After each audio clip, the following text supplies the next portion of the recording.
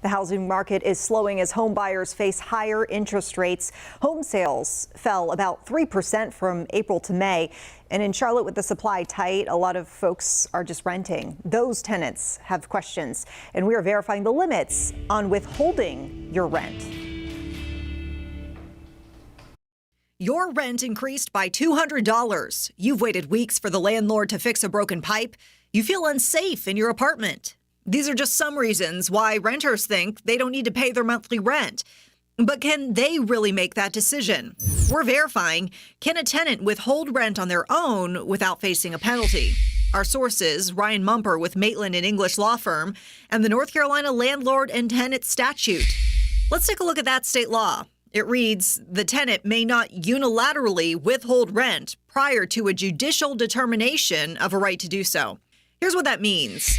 Really, there's only two conditions or circumstances under North Carolina law where that is permissible. One is if the landlord tells you it's okay to withhold rent, and the other is if you have a court order in hand.